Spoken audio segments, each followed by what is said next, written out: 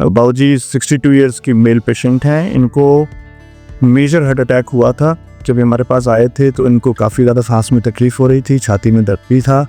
जब हमने इनके टेस्ट कराए तो इनकी रिपोर्ट्स में कुछ ऐसे चेंजेस आए जो बड़े हार्ट अटैक की तरफ इशारा कर रहे थे, और हार्ट के फंक्शन में भी काफ़ी कमी आ गई थी। उसकी वजह से हार्ट प्रॉपरली अपना काम नहीं कर पा रहा था, उसकी वजह से सांस रुक रही थी।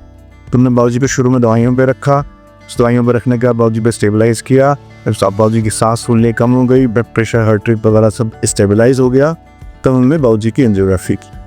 एंजियोग्राफी करने में भी पाया गया कि बाबूजी के हार्ट की नसों में जो ब्लॉकेजेस थे वो इस प्रकार के थे कि नसों के अंदर बहुत ज़्यादा टाइट ब्लॉकेज थे। हार्ट की जो 3 नसों में सबसे बड़ी नस होती है, जिसको हम LAD बोलते हैं, लेफ्ट एंटीरियर डिसेंडिंग आर्टरी बोलते हैं, उसमें काफ़ी ज़्यादा टाइट ब्लॉकेजेस थे, और टाइट होने के साथ वो ब्लॉकेजेस बहुत ज़्यादा हार्ड हो गए थे, नस की दीवारों में कैल्शियम जमा। तो ऐसे पेशेंट्स को ट्रीट करने के में डिफ़िकल्ट होता है, क्योंकि ऐसे पेशेंट्स की नसों को ओपन करना मुश्किल होता है, जो कि स्टेंट डालना के रिजल्ट्स बहुत अच्छे अक्सर नहीं मिलते, क्योंकि कैल्शियम जमा होता है, ब्लॉकेज बहुत हार्ड होता है, तो स्टेंट डालना उसमें पॉसिबल नहीं होता। अब दार भी देते हैं तो स्टेंट प्रॉपरली अपना काम नहीं करता है। तो ऐसे पेशेंट्स को ट्रीट करने के लिए या तो ऑप्शन होता है बाईपास सर्जरी कराएं। बाईपास सर्जरी बाबूजी का जो एज है, बाबूजी का जो फिजिक है, और बाबूजी के और जो प्रॉब्लम्स हैं, उसमें बाईपास सर्जरी करना एक हाई रिस्क प्रोसीजर होता। तो इसको करने के लिए हमने एक नोवेल टेक्निक अपनाई।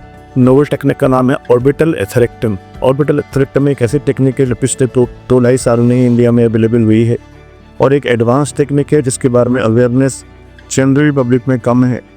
इसमें क्या करते हैं, हमें एक बर होती है जो हम नस के आर्टरी के अंदर लेके जाते हैं, और बर बहुत सेफली और बहुत स्लोली कैल्शियम को चर्न करते हुए नस को कैल्शियम से क्लियर कर देती है, और जो ब्लॉकेजेस होते हैं उनको सॉफ्ट बना देती। उसके बाद से बाबूजी की रिकवरी बहुत अच्छी हुई है।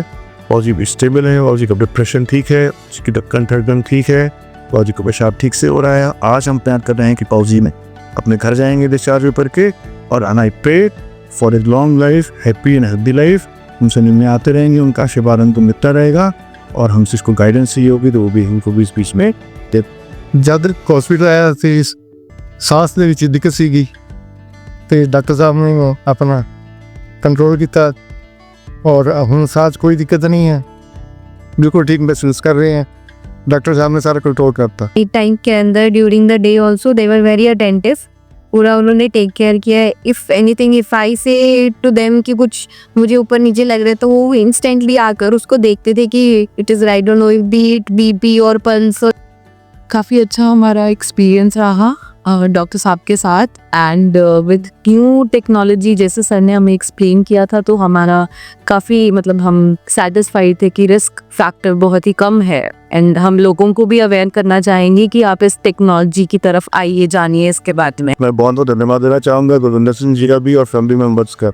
तो फैमिली मेम्बर्स का कोऑपरेशन और सपोर्ट हमको इतनी ज़्यादा ज़रूरी होती है ऐसे केसेस करने के लिए, कि ये ऐसे केसेस होते हैं जिसमें तरह फैमिली मेम्बर की सपोर्ट और ट्रस्ट हमारे ऊपर ना हो तो हमारे लिए बहुत इशू हो जाता है। I would like to congratulate them, member trust किया, हमारा सपोर्ट किया, और फैमिली मेम्बर्स अगर अवेयर होते हैं तो हमारे लिए डिसीजन लेना बहुत ईजी हो जाता है। Thank you so much.